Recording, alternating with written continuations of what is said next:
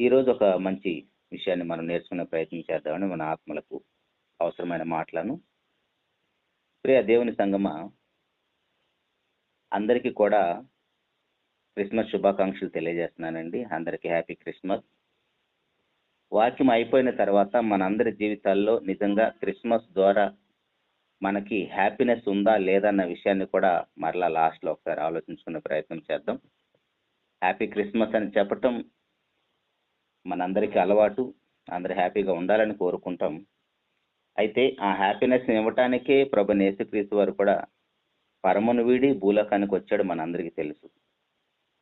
అయితే ప్రభు రాకలోని పరమార్థం, ఆయన రాకలో ఎన్నో కారణాలు ఉన్నాయి. వాటిలో ఒక కారణాన్ని గురించి ఈరోజు మనం నేర్చుకునే ప్రయత్నం చేద్దాం. మత్తయి సువార్త 1వ అధ్యాయము 21వ వచనములో, మత్తయి సువార్త 1వ అధ్యాయం 21వ వచనములో, ఆమె యొక్క కుమారుని కనును తన ప్రజలను వారి పాపముల నుండి ఆయనే రక్షించును, గనుక ఆయనకు యేసు అని పేరు పెట్టుదు అనను. ప్రియ దేవుని సంగమా, ఈ యొక్క వాక్య భాగాన్ని ఈ నెలంతా కూడా మన యొక్క కుటుంబాలలోనూ సంఘాల్లోనూ మీటింగుల్లోనూ చదువుకుంటూనే ఉంటాం. అయితే ఇక్కడ ప్రభువారు ఎందుకోసం వచ్చారని ఉందంటే, తన ప్రజలను వారి పాపముల నుండి ఆయనే రక్షించును. ప్రియ దేవుని సంగమా, అప్పుడప్పుడు మనం కొంతమంది సహోదరులను కలిసినప్పుడు కూడా మాటల సందర్భంగా మీరు రక్షణ పొందారా అని అడుగుతాం, లేదా మీలో రక్షించబడిన వాళ్ళు ఎంతమంది ఉన్నారని అడుగుతూ ఉంటాం. నేను రక్షించబడ్డాను మనం అందరం కూడా చేతులు ఎత్తటమో మాట్లాడటమో చేస్తూ ఉంటాం. అయితే మనకి రక్షణ రావాలి అంటే ముందుగా మన పాపములను ప్రభు యేసుక్రీస్తు వారు క్షమించాలి. మన పాపాలకు పాపక్షమాపణ కలగకుండా మనకి రక్షణ అనేది కలగదు. మనం రక్షించబడటం జరగని పని. అయితే ప్రభువారు మన పాపములను క్షమించుటకు ఎక్కడి నుంచి వచ్చాడు? ఆయన పరలోకం నుండి వచ్చాడు. పరలోకం నుంచి ప్రభువారు ఎందుకోసం వచ్చాడంటే, మన పాపముల నుంచి మనల్ని రక్షించి, మన పాపములను క్షమించి మనల్ని రక్షించుటకు వచ్చాడు.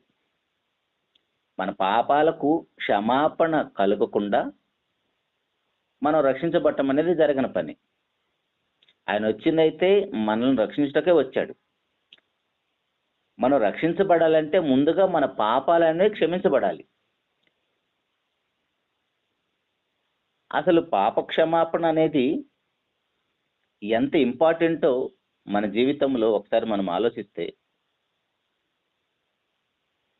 మనకి వయసు ఉన్నప్పుడు, ఆరోగ్యం ఉన్నప్పుడు మన ఈ పాపాల గురించి కానీ క్షమాపణ గురించి కానీ పెద్దగా పట్టించుకోం. కారణం ఏంటంటే, వయసు ఉంది, ఆరోగ్యం ఉంది, లేదా చేతి నిండా డబ్బు ఉంది, నాకు ఈ క్షమాపణ గురించి పాపాల గురించి పెద్దగా పట్టించుకోవాల్సిన అవసరం లేదు, నాకు ఇంకా చాలా వయసు ఉంది, నేను అనుభవించవలసిన చాలా ఉంది అని అప్పుడప్పుడు మనం వింటూ ఉంటాం. అసలు క్షమాపణ అంత అవసరమా మనకి అనే డౌట్ కూడా వస్తూ ఉంటుంది. ప్రియ దేవుని సంగమా, ఈ జీవితంలో మనం ఎదుర్కొనే అత్యంత పెద్ద సమస్య ఏదైనా ఉంది అంటే అదే మన పాపం. లోకంలో మనకి ఎన్ని సమస్యలైనా ఉండకావచ్చు. ప్రతి సమస్యను దేవుడు ఎవరొకరి ద్వారా తీరుస్తూనే ఉంటాడు. కానీ మనకున్న అతి పెద్ద సమస్య, మనము తీర్చుకోలేని సమస్య, అది మన పాపం. మన పాపముల విషయంలో కూడా మన కన్నతండ్రి అయిన దేవుడు ఆయనే తన చిత్త ప్రకారం మనలందరినీ కూడా కనికరించి తన ప్రియ కుమారుని భూలోకానికి పంపించాడు. ప్రభువారు భూలోకానికి రావటమే క్రిస్మస్ అంటాం, హ్యాపీ క్రిస్మస్ అంటాం. హ్యాపీ క్రిస్మస్ అని చెప్పినంత సులువేవి కాదు మన జీవితంలో యేసు ప్రభువారు పుట్టినందుకు హ్యాపీనెస్.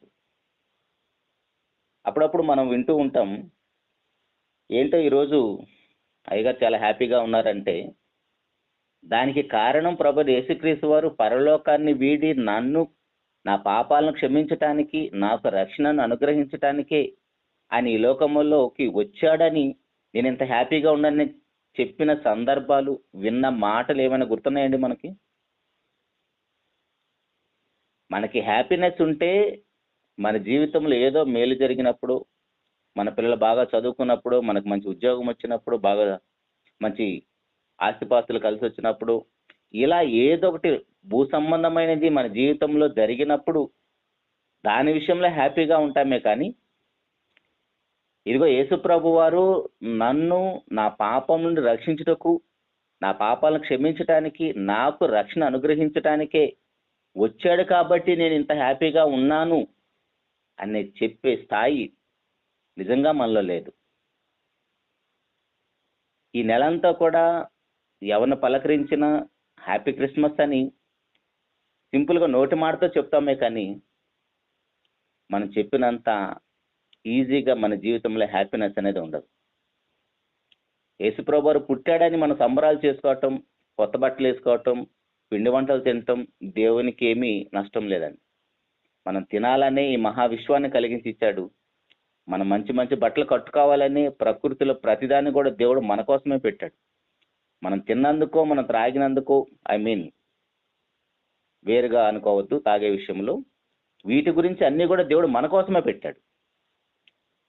మనం హ్యాపీగా ఉండాలని ఏ తండ్రి అయినా పిల్లలు హ్యాపీగా ఉండాలనే కోరుకుంటాడు. అట్లాంటిది మన ఆత్మలకు కన్న తండ్రి అనే దేవుడు మన విషయంలో అంతే హ్యాపీగా ఉన్నాడు కూడా, ఉండాలని కోరుకుంటున్నాడు. అయితే ప్రియ దేవుని సంగమా, ఈ హ్యాపీనెస్ అనేది మనకి ఎలా వస్తుంది? ఇప్పుడు మనం చూసిన ఈ పాపాలను క్షమించే విషయంలో ఒకసారి బైబిల్లోకి వెళ్ళి కొన్ని విషయాలు ఆలోచిస్తే, ప్రభువారి వద్దకు పేతురు గారు వచ్చేసి, యేసుక్రీస్తు ప్రభు వారి వద్దకు పేతురు గారు వచ్చేసి, ప్రభువా, నా సహోదరుడు నా ఏళ్ల తప్పిదము చేస్తే నేను ఎన్నిసార్లు క్షమించాలి అని అడుగుతాడు. మనకు తెలిసిన సందర్భం మత్తయి సువార్త 18వ అధ్యాయంలో 21 నుంచి, మత్తయి సువార్త 18వ అధ్యాయం 21వ వచనం నుండి. ఆ సమయమున పేతురు ఆయన యొద్దకు వచ్చి, ప్రభువా, నా సహోదరుడు నా ఎడల తప్పిదము చేసిన ఎడల నేను ఎన్ని మార్లు అతను క్షమింపవలను? 7 మార్లు మట్టుక అని అడిగాను. అందుకు యేసు అతనితో ఇట్లనెను, 7 మార్లు మట్టుకే కాదు, 70 ఏళ్ల మార్లట్టుకు అని అతనితో చెప్పాను.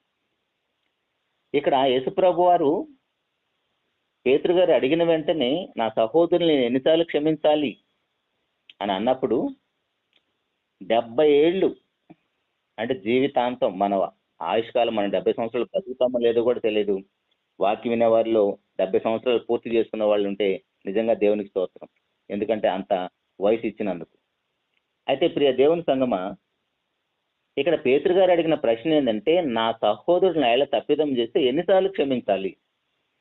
గుర్తుపెట్టుకుందాం, ప్రభు అయిన యేసుక్రీస్తు వారు పరమని వీడి భూలోకానికి వచ్చిందే మనల్ని క్షమించి మనకు రక్షణ ప్రసాదించడానికి. మనం చేసిన ప్రతి పాపాన్ని క్షమించి మనకు రక్షణ అనుగ్రహించడానికి వచ్చాడు. అది మనసులో పెట్టుకొని వాక్య ధ్యానంలోకి వెళ్దామండి. ఇక్కడ పేతురు గారు వచ్చేసి, నా సహోదరుడు నా ఏళ్ల తప్పిదం చేస్తే నేను ఎన్ని మార్లు క్షమించాలని అడిగినప్పుడు 70 సంవత్సరాలు క్షమిస్తూనే ఉండాలని చెప్పాడు. సహజంగా ఒక అలవాటు ఏదైనా, సైకాటిస్ట్ చెప్తున్నట్టుగా 21 రోజులు ఏదైనా మనం ప్రాక్టీస్ చేస్తే అది మనకు అలవాటు అయిపోతుందంట. 21 రోజులు ఏదైనా మనం ప్రాక్టీస్ చేస్తే అది అలవాటు అయిపోతుందంట. కానీ ఇక్కడ ప్రభువారు క్షమించే విషయంలో చెబుతూ 70 ఏళ్ల వరకు క్షమిస్తూనే ఉండాలి. ఇంకా ఆ తర్వాత ఆటోమేటిక్గా అలవాటు అయిపోతుంది. లేదా 70 ఏళ్ల వరకు క్షమించిన తర్వాత మరలా అతన్ని ఏదో చేయమని ఉద్దేశం కాదు. నీ జీవితంలో క్షమించటం అనేది ఒక గుణంగా, ఒక అలవాటుగా మారిపోవాలని చెప్పాడు. అయితే చెప్పి అలా ఊరుకున్నాడు. వెంటనే ఒక ఉపమానాన్ని కూడా, అంటే క్షమించటం అనేది మన జీవితంలో ఎంత అవసరమని, ఆ విషయం పేతురు గారికి లైఫ్ లాంగ్ గుర్తుండాలని, అదే పేతురు గారి పేరు మీద సంఘాన్ని కడుతున్నాడు కాబట్టి ఆ సంఘానికి ఆయన బోధించాలని వెంటనే ఒక ఉపమానాన్ని కూడా చెప్తున్నాడు. 23వ వచనం నుంచి మనం చదివితే 35వ వచనం వరకు ఒక ఉపమానాన్ని కూడా చెప్తున్నాడు. ఏమని చెప్తున్నాడంటే, కావున పరలోక రాజ్యము తన దాసుల యొద్ద లెక్క చూసుకొని కోరిన ఒక రాజును పోలి ఉన్నది. అతడు లెక్క చూసుకొని మొదలు పెట్టినప్పుడు అతనికి 10,000 తలాంతులు అచ్చి ఉన్న ఒకడు అతని యొద్దకు తేపడను. అప్పు తీర్చుటకు వాని యొద్ద ఏమీ లేనందున వాని యజమానుడు వానిని, వాని భార్యను, పిల్లలను, వానికి కలిగినది యావత్తును అమ్మి అప్పు తీర్చవాలని ఆజ్ఞాపించాను. ఇక్కడ ప్రభువారు పేతురు గారికి వెంటనే ఒక ఉపమానం చెప్తున్నాడు. పరలోక రాజ్యము తన దాసుల యొద్ద లెక్క చూసుకొనగోని ఒక రాజును పోలినది.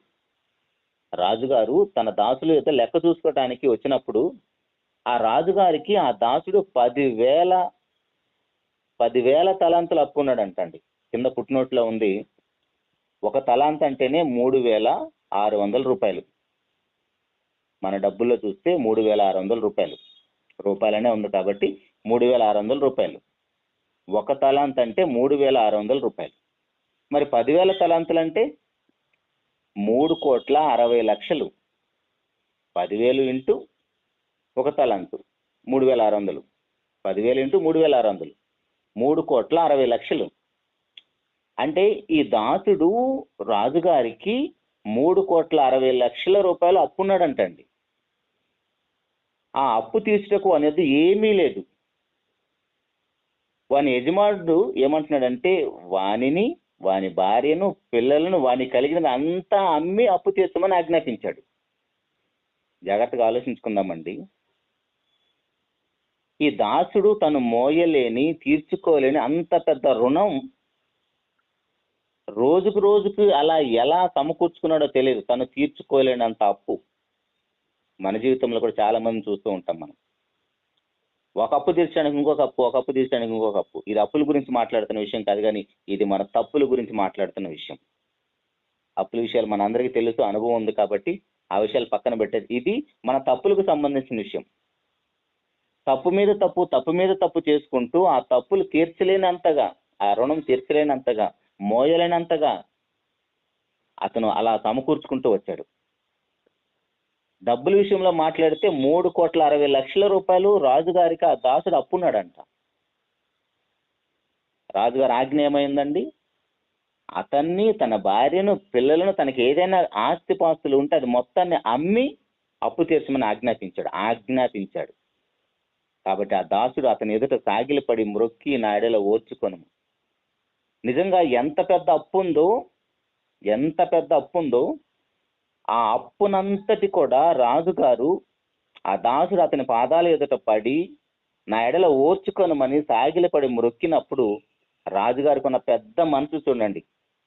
ఈ దాసుడు మొయ్యలేనంత భారం, తీర్చుకోలేనంత రుణం పడి ఉన్నా కూడా రాజుగారి మనస్తత్వం చూస్తే మనము అది ఎంత పెద్ద అప్పు అయినా సరే ఆ అప్పుని ఓర్చుకునే మనస్తత్వం ఉందండి.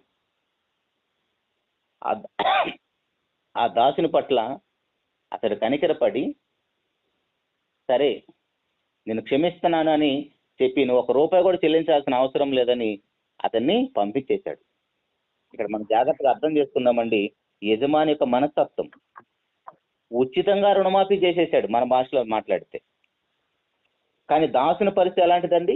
అది తీర్చుకోలేనంత రుణం, తను మోయలేనంత రుణం. మరి అంత పెద్ద అప్పు ఎందుకు చేశాడు?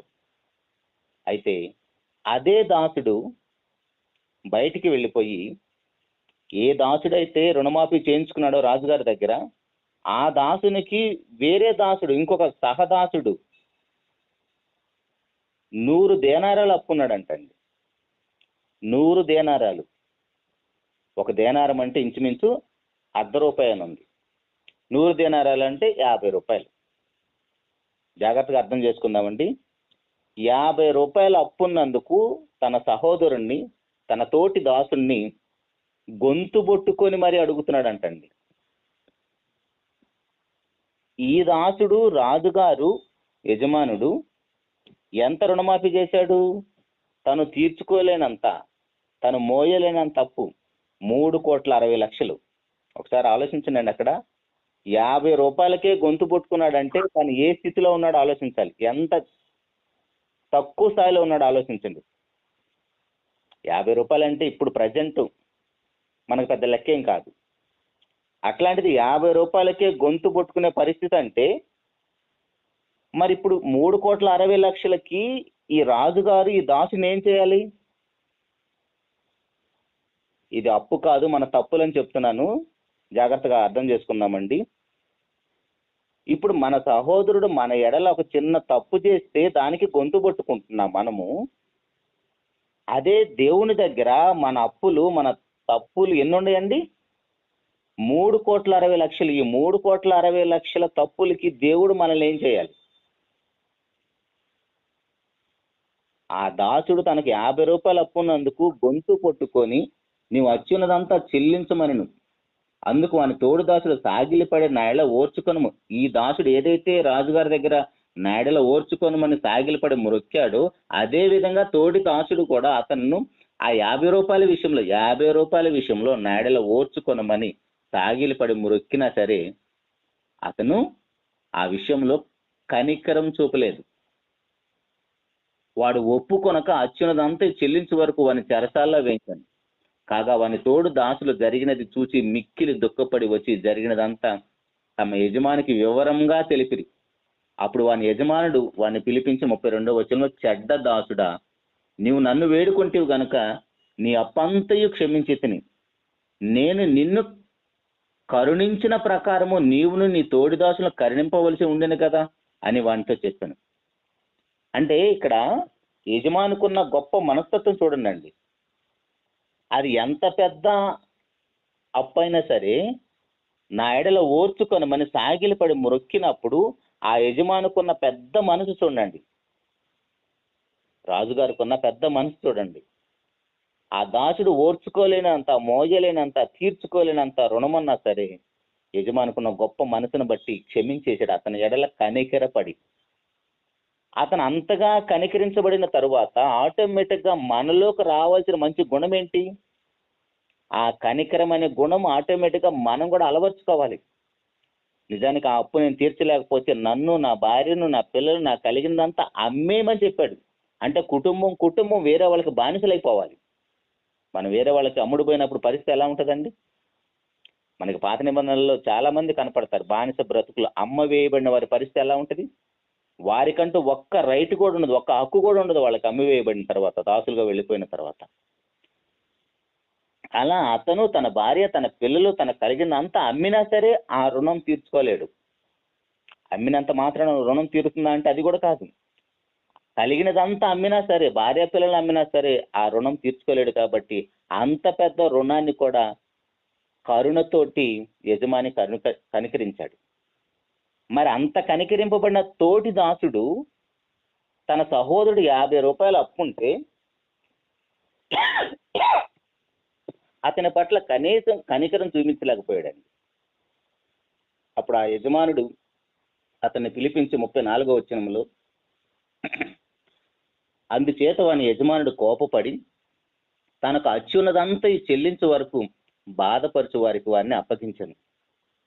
మీలో ప్రతి వాడును తన సహోదరుని హృదయపూర్వకంగా క్షమింపని ఎడల నా పరలోకపు తండ్రియు ఆ ప్రకారమే మీ ఎడల చేయనని.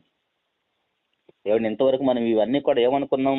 అప్పులు అనుకున్నాం, రూపాయలు అనుకున్నాం. కానీ అవన్నీ కూడా ఏంటి? మన తప్పులు, మన పాపాలు. అవన్నీ కూడా మన పాపాలని తెలిసిపోతుంది. అందుకే చెప్తున్నాడు, మీలో ప్రతి వాడును తన సహోదరుని హృదయపూర్వకంగా క్షమింపని ఎడల నా పరలోకపు తండ్రియు ఆ ప్రకారమే మీ ఎడల చేయను. పేతురు గారు వచ్చేసి అడిగిన ప్రశ్న ఎంత పెద్ద ప్రశ్న అండి. ఇప్పుడు మనకు లేదా ఆ సమస్య? మన కుటుంబంలో మనకు లేదండి ఆ సమస్య. కానీ మనము హృదయపూర్వకంగా క్షమించలేము, వేషధారులాగానే బ్రతుకుతాం. అలా వేషధారులుగా బ్రతుకుతున్న మనలో దేవుడు చూస్తున్నది ఏంటి? మీరు నిజంగా నాకు పిల్లలైతే నా గుణాలు కలిగి నేను ఎలా బ్రతుకుతున్నానో, నాకున్న గుణాలు ఏంటో, నా సుగుణాలు ఏంటి. నిజంగా మన దేవుడు సుగుణాల సంపన్నుడండి. ఆ సుగుణాల సంపన్నుడైన ఆ దేవుని పిల్లలమైన మనలో కూడా ఇలా కనికరం చూపే గుణం మనలో ఉండాలి. అంత పెద్ద అప్పు అయినా సరే 3,60,00,000 అప్పును తీర్చేంత పెద్ద మనసు మనకు ఉండాలి. కానీ ఇక్కడ మనకి 50 రూపాయల విషయంలోనే గొంతు పట్టుకున్నాం. మన ఎడల అవతల వాళ్ళు చిన్న తప్పు చేసినా సరే వాళ్ళిద్దరు ఒంటి కాళ్ళ మీద లేచిపోతాం, ఒక మాట పడలేం. కానీ మన యజమానుడు, మన రాజు మాత్రం మన విషయంలో అది ఎంత పెద్ద తప్పు అయినా సరే, నువ్వు తీర్చుకోలేనంత పెద్దదైనా సరే నీ ఎడల ఓర్చుకుంటున్నాడు. ఇక్కడ మనం నేర్చుకోవాల్సిన మంచి విషయం ఏంటంటే, ఆ క్షమించే గుణం మనలో ఉందా? అవతల వాళ్ళని కనికరించే మనసు మనలో ఉందా? అందుకే యాకోబు గారి ద్వారా దేవుడు రాయించిన మంచి మాట చూద్దాం. ఏమి విత్తుతామో అదే కోస్తాం. మనం ఒక పంట వేసి ఇంకొక పంట కోయలేం కదా. మనం ఏ పంట వేసి అదే పంట కోస్తాం కదా. యాకోబు పత్రిక 2వ అధ్యాయము 13వ వచనములో, యాకోబు పత్రిక 2వ అధ్యాయము 13వ వచనము, కనికరము చూపని వాడు కనికరము లేని తీర్పు పొందును, కనికరము తీర్పును మించిన అతిశయపడును. మనం కనికరం చూపిస్తామా కాఠిన్యం చూపిస్తామండి? ఇప్పుడు ఆ దాసుడు, మొదటి దాసుడు, రాజుగారు అతన్నేమో కనికరం చూపిస్తే, ఈ చెడ్డ దాసుడు బయటకు వచ్చి ఏం చేసి చూపించాడండి? కాఠిన్యం చూపించాడు. కాఠిన్యం చూపించాడు కాబట్టి, కాఠిన్యం అనే విత్తనం వేశాడు కాబట్టి అదే పంట కోయాల్సి వచ్చింది. అదే రాజుగారు అతన్ని అంతగా కనికరించాడు కాబట్టి అతను కూడా అదే సుగుణము కలిగి ఆ 50 రూపాయల విషయంలో ఓర్చుకొని ఉంటే అతను కూడా కనికరింపబడేవాళ్ళు. ఇద్దరు కూడా చక్కగా ఆ యజమాని దగ్గర దాసులుగా ఉండేవాళ్ళు. కానీ ఆ గుణం లేదు కాబట్టి ఏమైపోయింది? ముందు కనికరించబడ్డాడు, కానీ తర్వాత పరిస్థితి ఏమైపోయిందండి? తనకున్న కాఠిన్యాన్ని బట్టి అదే తీర్పు పొందాడు. మత్తయి సువార్తలో కూడా కొండ మీద ప్రసంగంలో ప్రభువారు బోధనలో కూడా 5వ అధ్యాయం 7వ వచనంలో ఉన్న మంచి మాట ఏంటండి? 5వ అధ్యాయం 7వ వచనంలో, కనికరము గలవారు ధన్యులు, వారు కనికరము పొందుదురు. ఉందండి మనకు అలాంటి మనస్తత్వం? మనం 50 రూపాయల విషయంలోనే, ఒక చిన్న తప్పు విషయంలోనే అవతల వాళ్ళతో మాట్లాడడం, గొడవ పెట్టుకుంటాం, అలుగుతాం, ఇంకా వారితో నేను చచ్చిందాక మాట్లాడనంటాం. మరి అలాంటప్పుడు దేవుడు మనతోటి ఎలా ఉండాలి ఒకసారి ఆలోచించండి. మనం ఏది ఇస్తామో అదే కోస్తాం. దేవుని సంగమా, ఒకసారి ఆలోచించండి. మనము ప్రార్థన చేయటానికి మోకాళ్ళు వేస్తే, ఒకవేళ మోకాళ్ళు వేసి అలవాటు ఉంటే, మన ప్రార్థనలో ప్రతిసారి ప్రభా నన్ను క్షమించు, ప్రభా నన్ను క్షమించమని, క్షమించు అనే మాట లేకుండా మన ప్రార్థన ముగిస్తామండి?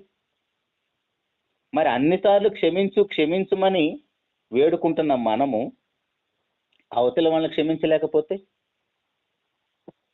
అదే మత్తయి సువార్త 6వ అధ్యాయంలో కూడా ప్రభువారు శిష్యులకి ప్రార్థన నేర్పినప్పుడు కూడా, మేము మా సహోదరులను క్షమించాము కాబట్టి మమ్మల్ని క్షమించమని ప్రార్థన నేర్పాడండి. మత్తయి సువార్త 6వ అధ్యాయం 12వ వచనంలో, మా రుణస్థులను మేము క్షమించున్న ప్రకారము మా రుణములను క్షమించము. మేము ఆల్రెడీ క్షమించాం ప్రభా, నన్ను కూడా క్షమించమని ఆ ప్రోగ్రెస్ మనం ఇవ్వగలమండి దేవునికి? ఒక పక్క దేవుడు మనల్ని అంత పెద్ద తప్పులైనా సరే, అది ఎంత పెద్ద తప్పు అయినా సరే ఆయన క్షమిస్తుంటే, మనమేమో చిన్న చిన్న తప్పులు కూడా క్షమించకుండా, కానీ ఆ పరలోక ప్రార్థన చూడండి. కొన్ని సంఘాల్లోకి వెళితే, ఊర్లో మాది లోదరని సంఘం, పరలోక ప్రార్థన చేయకుండా ప్రార్థన ముగించరు, కానీ ఆ సంఘంలోనే ఒకరంటే ఒకరికి పడదు. కానీ పరలోక ప్రార్థన చేయకుండా కూర్చుంటే, అప్పుడప్పుడు నేను వెళ్ళినప్పుడు వాక్యం చెబుతూ పరలోక ప్రార్థన చేయకుండా మౌనంగా ఉంటాను. కానీ వాళ్ళు అడిగి మరి, ఆడవాళ్ళతో సహా అడిగి మరి, అయ్యా పరలోక ప్రార్థన చేయలేదయ్యా అంటారు. నేను అలా మౌనంగా కళ్ళు మూసుకొని ఉంటాను. వాళ్ళే ఏదో ఆడావుడిగా చెప్పేసి వెళ్ళిపోతారు. అంటే నేను ఏమంటున్నానంటే, పరలోక ప్రార్థన చెయ్యాలా వద్దన్న విషయం పక్కన పెట్టేస్తే, అవతలి వాళ్ళని తప్పులు మనం క్షమించలేనప్పుడు మన తప్పులు దేవుడు ఎలా క్షమిస్తాడు? కానీ ఈ పరలోక ప్రార్థన చేసిన ప్రతిసారి కూడా మేము మా రుణస్తులను క్షమించిన ప్రకారం మా రుణములు కూడా క్షమించమని ప్రార్థన చేస్తాము. కానీ సంఘంలో ఒకరంటే ఒకరికి పడదు. ఇంట్లో కూడా ఆలోచించండి, ఒకరంటే ఒకరికి మనకు పడదు. ఒకసారి మన గురించి ఆలోచించుకుందాం. ఒకసారి మనం క్షమించవలసిన వారు ఎవరైనా ఉన్నారా? ప్రియ దేవుని సంగమా, మనం క్షమించవలసిన వారు ఎవరైనా ఉన్నారా? ఎవరు లేరంటారా? ఒకవేళ నేను క్షమించే వాళ్ళు ఎవరు లేరు అంటే మనం అబద్ధికులమని అర్థం. ఎందుకంటే ఒకసారి మనం మనసు పెట్టి ఆలోచిస్తే, మనం క్షమించే వాళ్ళు ఎంతమందో కనపడతారు మనకి. ఒకసారి ఆడవాళ్ళ విషయం గురించి ఆలోచిస్తే తప్పుగా అనుకోవద్దు. భర్త వైపు ఉన్న వాళ్ళందరి గురించి ఆలోచించండి. నీకు ఎంతమంది శత్రువులు కనపడతారు? మరి వాళ్ళందరూ నువ్వు క్షమించకపోతే నీ పరలోకపు తండ్రి నిన్నెలా క్షమిస్తాడు? లేదా అదే విధంగా భర్తలు కూడా, పురుషులు కూడా భార్య వైపు ఉన్న వాళ్ళందరి గురించి ఆలోచించండి. వారి వైపు ఉన్న వారిని నువ్వు క్షమించకపోతే నీ పరలోకపు తండ్రి నిన్నెలా క్షమిస్తాడు? అత్త కోడల మధ్య గొడవలు, ఆడపడుచుల మధ్య గొడవలు, బావబామర్తుల మధ్య గొడవలు, బంధువుల స్నేహితుల మధ్య గొడవలు, ఇరుగు పొరుగు వారి మధ్య గొడవలు. ఇంతమందితో మనకు గొడవలు ఉన్నప్పుడు, ఇంతమందిని మనం క్షమించలేనప్పుడు, అదేనండి ఇందాక ఆ చెడ్డదాసుడు 3,60,00,000 అప్పులు ఉన్నాయి యజమాని దగ్గర. కానీ 3,60,00,000 అప్పులు, తప్పులు యజమాని క్షమించాడు.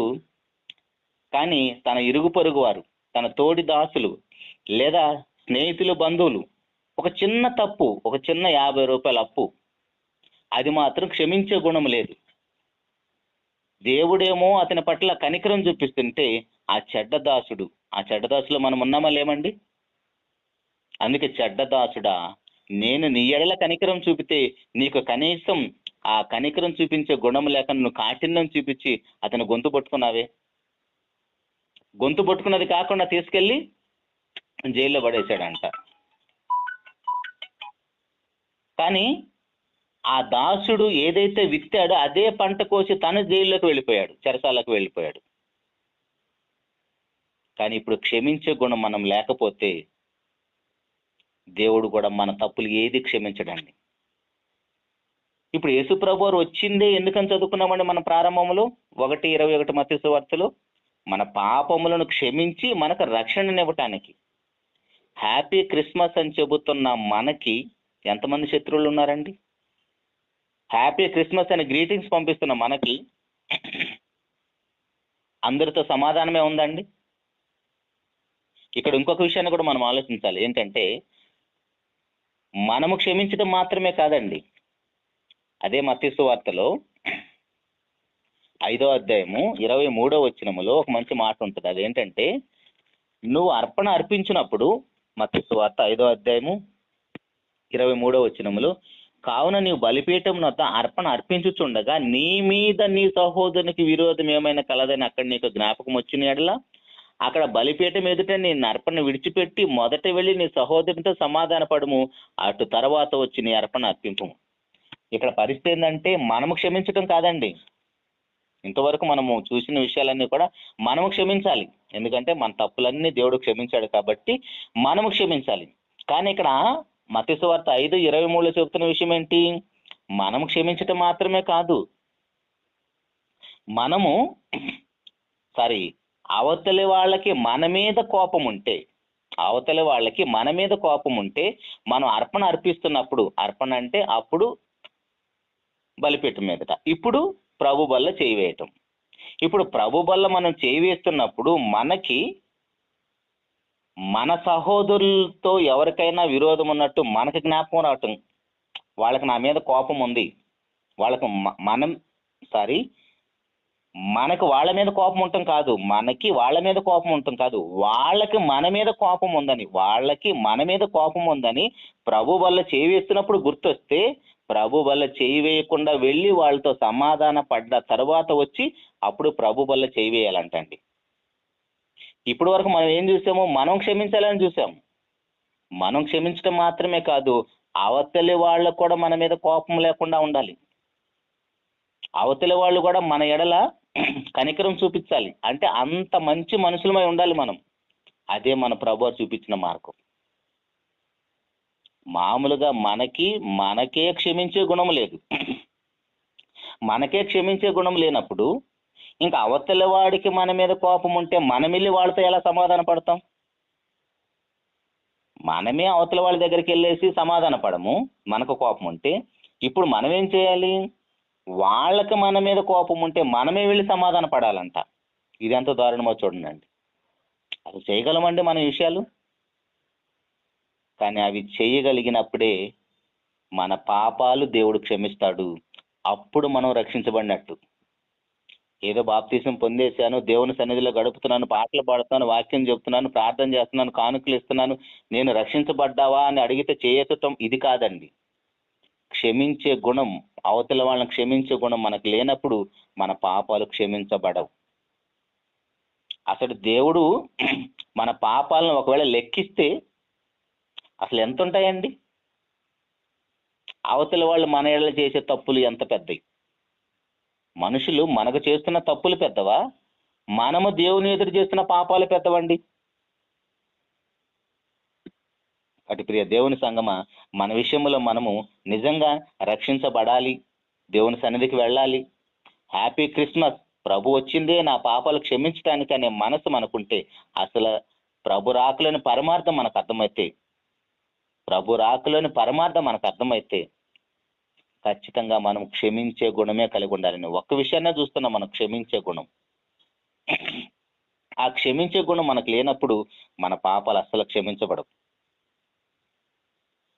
ఇక్కడ ఒక మంచి విషయాన్ని ఆలోచిద్దామండి. ఏంటంటే,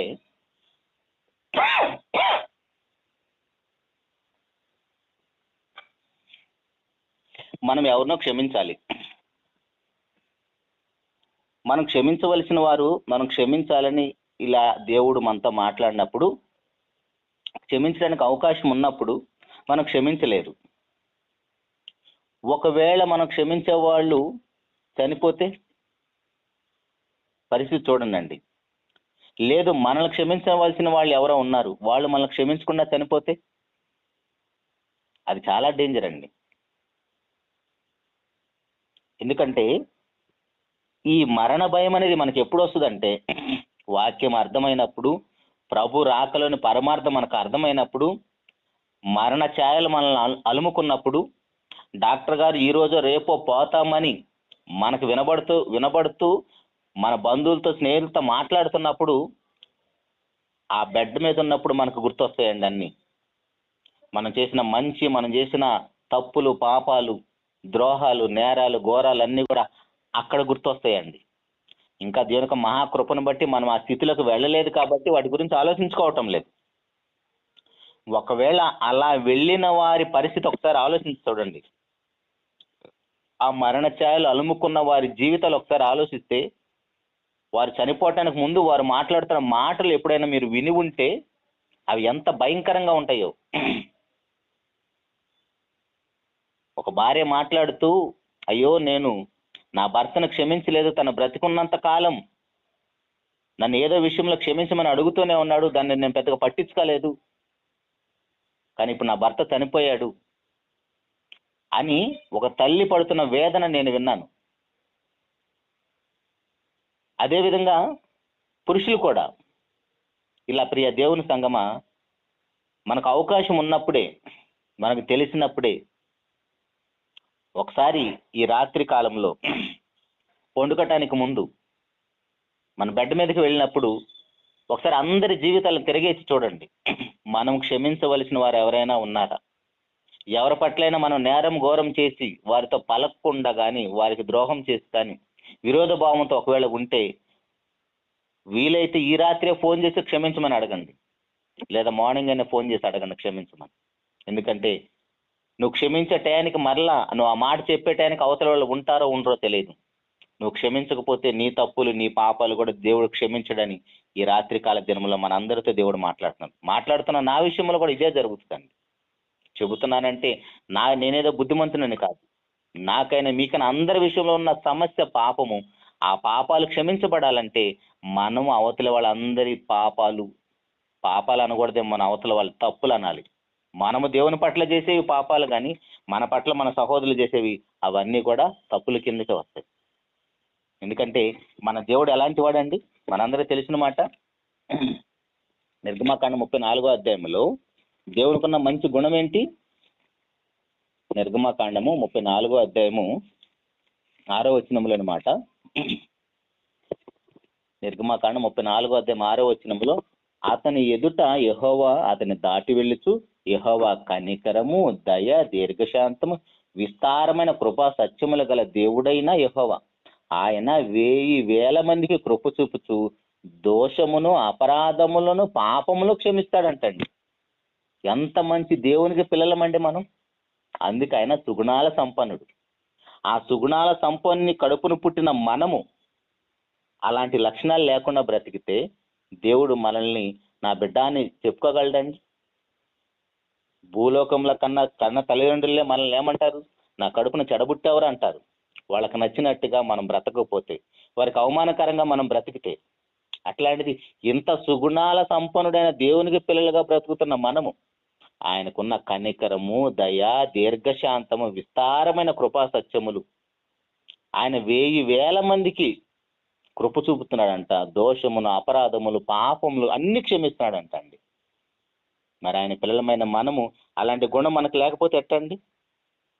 కీర్తన గ్రంథము 130వ అధ్యాయము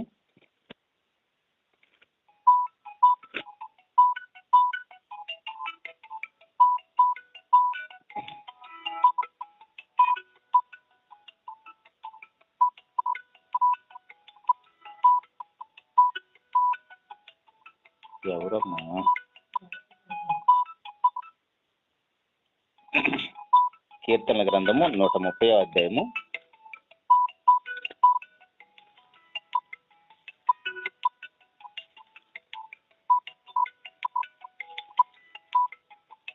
3-4 వచనాలు చూద్దామండి.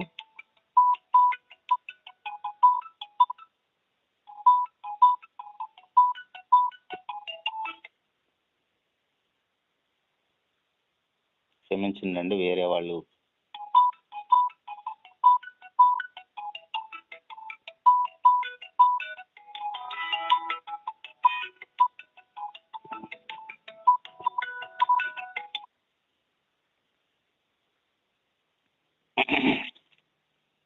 వాట్సాప్ కాల్ చేస్తున్నారండి, అయితే క్షమించండి. కీర్తన గ్రంథము 130వ అధ్యాయము 3-4 వచనాల్లో, అయినను జనులు నీ యందు భయభక్తులు నిలుపునట్లు నీ యొద్ద క్షమాపణ దొరుకును. యెహోవా కొరకు నేను కనిపెట్టుకొనుచున్నాను, నా ప్రాణం ఆయన కొరకు కనిపెట్టుకొనుచున్నది. ఆయన మాట మీద నేను ఆశ పెట్టుకొని ఉన్నాను. 3వ వచనంలో, యెహోవా నీవు దోషములను కనిపెట్టి చూచిన ఎడల ప్రభువా ఎవడు నిలవగలడు? అసలు దేవుడు మన దోషములను కనిపెట్టి చూస్తే ఆయన ఎదుట ఎవరు నిలబడగలమండి?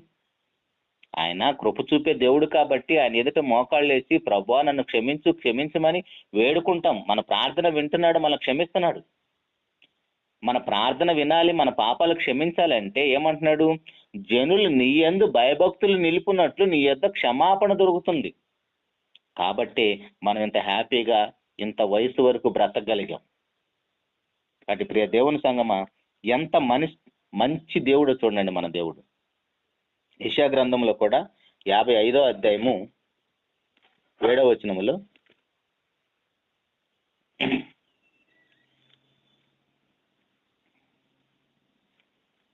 యెషయా గ్రంథము 55వ అధ్యాయము 7వ వచనములో ఆయన ఎంతగా క్షమిస్తున్నాడో చూడండి దేవుడు. భక్తిహీనులు తమ మార్గమును విడవవలెను, దుష్టులు తమ తలంపులను మానవలెను. వారు యెహోవా వైపు తిరిగిన ఎడల ఆయన వారి యందు జాలిపడును.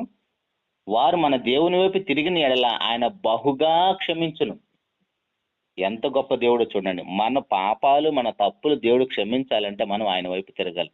ఎంతగా క్షమిస్తానని చెప్తున్నాడు? బహుగా క్షమిస్తానని చెప్తున్నాడండి. ఇందాక మనం చూసాం, ఆ చెడ్డదాసుడు తను తీర్చుకోలేనంత రుణం, అంత పెద్ద రుణమైనా సరే, ఎందుకంటే 50 రూపాయలకే గొడవ పడి కాలర్ పట్టుకొని గొంతు పట్టుకునే పరిస్థితి అంటే తన పరిస్థితి అంటే మనకు అర్థమవుతుంది. ఆ 3,60,00,000 అతనికి చాలా పెద్ద మొత్తం. అట్లాంటిది అంత పెద్ద మొత్తమైనా సరే ఆ రాజుగారు యజమాని సింపుల్గా అలా రుణమాఫీ చేసేసాడు ఒక్క మాటతో.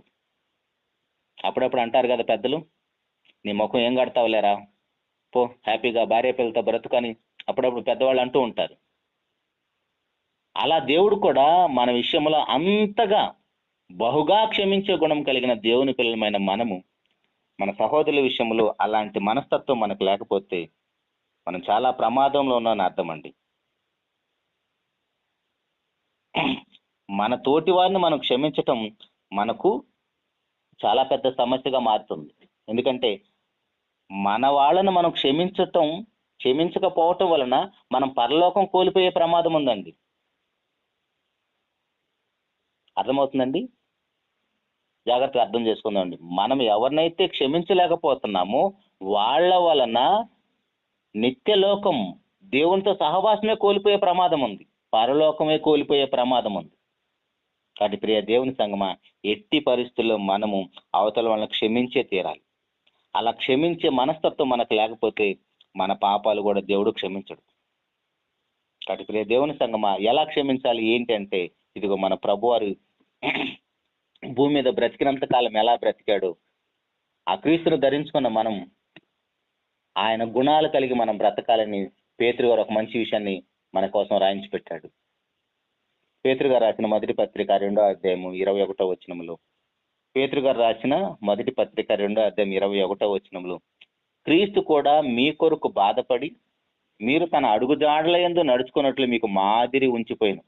ఆయన పాపం చేయలేదు, ఆయన నోట ఏ కపటమును కనబడలేదు. ఆయన దూషింపబడి బదులు దూషింపలేదు. ఆయన శ్రమ పెట్టబడి బెదిరింపక న్యాయంగా తీర్పు తీర్చు దేవునికి తను తాను అప్పగించుకుంది. సమస్త విషయాల్లో మన ప్రభువు మనకు మాదిరి అండి. అయితే ఆ ప్రభు అడుగుజాడలో మనం నడవాలని ప్రభువారు మన పాపాలను ఎలా క్షమించాడు, కొడుతున్నా, తిడుతున్నా, ముఖాన్ని ఉమ్మి వేస్తున్నా, హేళన చేస్తున్నా, నువ్వు నిజంగా దేవుని కుమారుడు అయితే కిందికి దిగిరమ్మని అంత హేళన చేస్తున్నా సరే ప్రభు మాట్లాడిన మాట ఏంటండి, తండ్రి వీరేమి చేస్తున్నారు, వీరికి తెలియదు కనుక వీరిని క్షమించండి. ఎందుకంటే ఆయన క్షమించడం కోసమే వచ్చాడు. ఎక్కడి నుంచి వచ్చాడండి? పరలోకం నుంచి వచ్చాడు.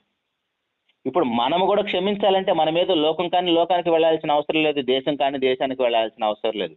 మన ఇంటిలోనే మనం క్షమించవలసిన వారు చాలా మంది ఉంటారని ఒకసారి ఆలోచించండి. ఈ రాత్రి నీ భార్యతో గొడవ ఉందా, నీ భర్తతో గొడవ ఉందా, నీ పిల్లలతో ఏమైనా విభేదం ఉందా, నీ అత్తమామలతో విభేదం ఉందా, నీ బంధువుల స్నేహితులతో విభేదాలు ఉన్నాయి, ఒకసారి ఆలోచించు. నువ్వు ఎక్కడికో పోవాల్సిన అవసరం లేదు. నీ ఇంటిలోనే ఆ సమస్య ఉందేమో. ఒకవేళ నిజంగా ఆ సమస్యతో మనం చనిపోతే మనకు పరలోక ప్రవేశం లేదు. ప్రభువారు అయితే మన పాపాలు క్షమించడానికి పరలోకాన్ని విడిచి వచ్చాడండి. ఇప్పుడు మనం అవతల వాళ్ళు క్షమించడానికి ఎంతో దూరం వెళ్ళాల్సిన అవసరం లేదు, రూపాయి డబ్బులు ఖర్చు పెట్టాల్సిన అవసరం లేదు.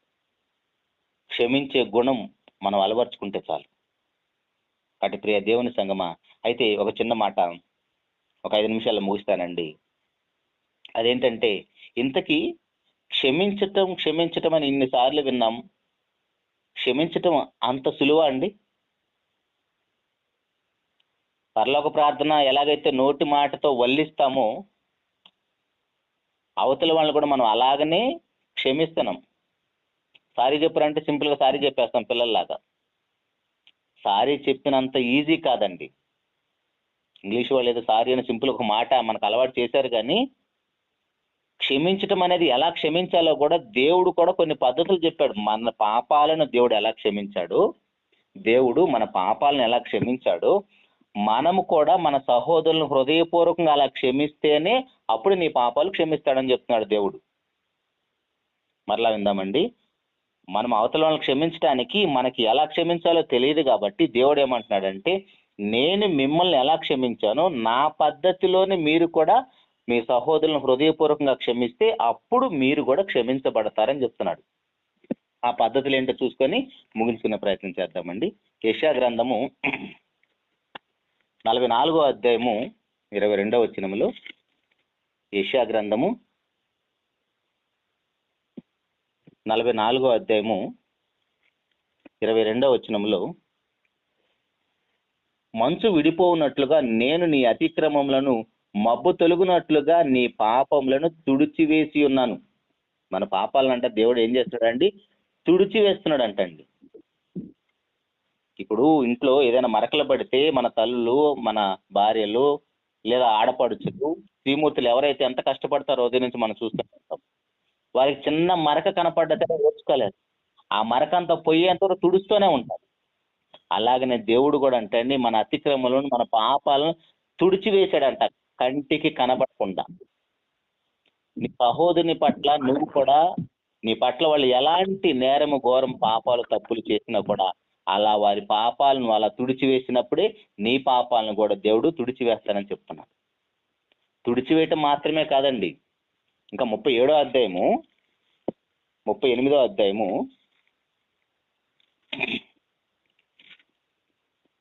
38వ అధ్యాయంలో 17వ వచనంలో,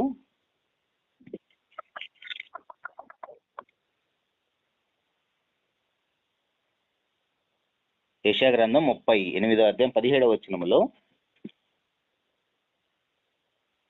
మిక్కటమైన ఆయాసము నాకు నెమ్మది కలుగుటకు కారణమయ్యను. నీ ప్రేమ చేత నా ప్రాణం నాశనమును గోతి నుండి విడిపించితివి.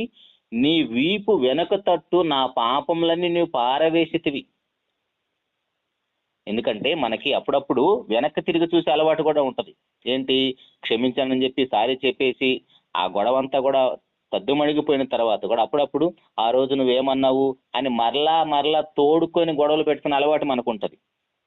అందుకోసమే దేవుడు ఏమంటున్నాడంటే పాపాలను తుడిచివేయటం మాత్రమే కాదు, కంటికి కనబడకుండా వెనక తట్టుకు విసిరేయమన్నాడు. ఇక్కడ దేవుడు కూడా మన పాపాలనే వీపు వెనక తట్టుకు విడిచేశాడంటండి.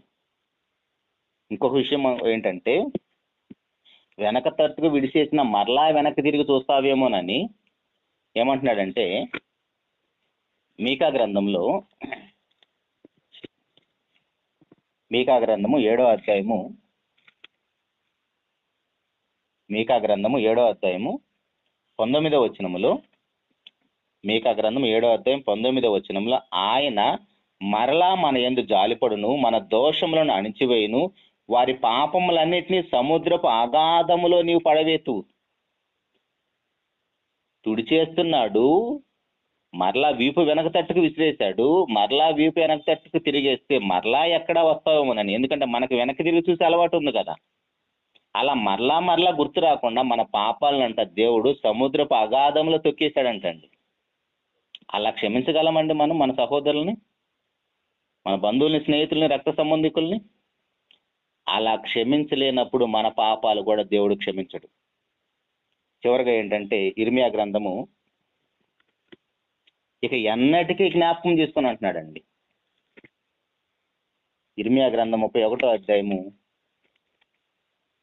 34వ వచనములో, ఇర్మియా గ్రంథం 31వ అధ్యాయం 34వ వచనములో చివరి 3 లైన్లు, నేను వారి దోషములను క్షమించి వారి పాపములు నీకు ఎన్నడను జ్ఞాపకం చేసుకుని అంటున్నాడు దేవుడు. ఇక ఎన్నటికీ జ్ఞాపకం చేసుకోడు అంటండి దేవుడు. కానీ మనమైతే గుర్తు చేసుకొని మరి ఆ రోజు ఏమన్నా అప్పుడు అలా అన్నావు కదా అని మరలా గుర్తు చేసుకొని మరీ గొడవలు పెట్టుకుంటూ ఉంటాం. మరి ముఖ్యంగా భార్యాభర్తలు ఎందుకండి కోర్టు మెట్లు ఎక్కుతున్నారండి? క్రైస్తవ కుటుంబాలు కూడా ఎందుకు విడిపోతున్నారు? కారణం ఏంటంటే, ఇదిగో దేవుడు క్షమించే పద్ధతిలో క్షమించుకోవటం లేదు కాబట్టి, నీ భర్తనైనా, నీ భార్యనైనా, నీ బంధువులైనా, స్నేహితులు విడిపోతే ఇంకా మరలా కలవరండి. ఎంత ప్రేమ చూపిస్తారో అంత ద్వేషం వెళ్ళగక్కుతారు విడిపోయిన తర్వాత. కానీ క్రైస్తవులుగా, దేవుని పిల్లలుగా మన దేవుడు ఎలాంటి క్షమా గుణము కలిగి, క్షమా హృదయం కలిగి ఉన్నాడు. మనం కూడా అలాంటి క్షమా హృదయం మనలో లేకపోతే మన పాపాలు క్షమించబడవు. పేరుకే క్రైస్తవులం అంటూ క్రిస్మస్, హ్యాపీ క్రిస్మస్ అంటే అందరికీ గ్రీటింగ్స్, క్రైస్తవేతలు కూడా గ్రీటింగ్స్, గిఫ్ట్లు ఇస్తూ, కేకులు ఇస్తూ, మన ఇంటికి భోజనానికి పిలుస్తూ, మనము ద్వేషం కలిగి బ్రతికితే, మనం అసూయతో బ్రతికితే, కరుణ చూపించవలసిన మనము కాఠిన్యాన్ని చూపిస్తూ ఉంటే, క్రీస్తు ప్రభువును బట్టి వాళ్ళు ఎలా మారుతారండి? నిన్ను బట్టే కదా అన్యజనుల మధ్య నా నామం దూషించబడుతుందని దేవుడు మన విషయమే కదా మాట్లాడుతున్నాడు, బాధపడుతున్నాడు. కాబట్టి ప్రియ దేవుని సంగమా, ఈ క్రిస్మస్ దినాల్లో హ్యాపీ క్రిస్మస్ అని చెబుతున్న ఈ రోజుల్లో మనల్ని చూసి అనేక మంది క్రీస్తు ప్రభు దగ్గరికి రావాలంటే, ఇదిగో మనం సహోదరుల్ని దేవుడు ఎలాగైతే ఈ 5 పద్ధతుల్లో క్షమిస్తున్నాడు, మన పాపాలను తుడిచివేస్తున్నాడు, వీపు వెనక తట్టుకు విసిరేస్తున్నాడు, సముద్రపు అగాధంలో తొక్కేస్తున్నాడు, పడమటికి తూర్పు ఎంత దూరమో అంత దూరంగా విసిరేశాడంటే. కీర్తనల గ్రంథం 103:12 వచనంలో, కీర్తనల గ్రంథం 103:12 వచనంలో పడమటికి తూర్పు ఎంత దూరమో మన పాపాలను అంత దూరపరిచాడంట. చివరిగా ఏమంటున్నాడంటే ఇర్మియా గ్రంథం, ఇక ఎన్నటికీ జ్ఞాపకం చేసుకోనని చెప్తున్నాడు. దేవుని సంగమా, ఇంత మంచి సుగుణాలు కలిగిన దేవునికి పిల్లలుగా ఉన్న మనం అలాంటి మంచి గుణాలు కలిగి హ్యాపీ క్రిస్మస్ అని చెప్తున్న మనలో నిజంగా ఆ హ్యాపీనెస్ ఈ లోకంలోనైనా పరలోకంలో కూడా కావాలా? ఈ లోకంలో మనం చేసే సంబరాలు మహా అయితే ఈ 4 రోజులే కనబడతాయండి. జనవరి 1 అయిపోతే మరలా మన జీవితాలు ఎప్పటిలాగానే ఉంటాయి. కానీ పరలోకములో మన విషయమే సంబరం జరిగితే ఎలా ఉంటుందండి? భూలోకములో ఒక పాపి మారితే పరలోకంలో సంబరాలండి. నీ విషయంలో పరలోకంలో ఎప్పుడైనా సంబరం జరిగిందండి? నువ్వు మారావా? నువ్వు మారినందుకు పరలోకంలో సంబరం జరిగిందా? లేదా నువ్వు ఎవరినైనా మార్చావా? వాక్యం చెప్పే మార్చడం కాదండి, నీ సుగుణాలను చూపించి, నీ కనికరం చూపించి, నీ క్షమించే హృదయాన్ని చూపించి అలా మనం మార్చగలిగినప్పుడు పరలోకంలో సంబరాలు జరుగుతాయండి మన విషయంలో. అలా భూలోకంలో సంబరాలు చేసుకుని మర్చిపోయే వారి జాబితాలో మనం ఉండకుండా మన విషయంలో పరలోకంలో సంబరాలు జరిగేంత గొప్పగా మన జీవితాలు ఉండాలని, అలా మంచి, అక్కడైతే చెడ్డ దాసుడు అన్నాడు, కానీ మనము నమ్మకమైన బల మంచి దాసుడు అనిపించుకునే స్థితిలో మనమంతా ఉండాలని, అలాంటి కృప తండ్రి అయిన దేవుడు మనందరికీ అనుగ్రహించాలని మనస్ఫూర్తిగా కోరుకుంటూ ఈ మాటలు ముగిస్తున్నానండి. చిన్న మాట ప్రార్థన చేసుకుందాం.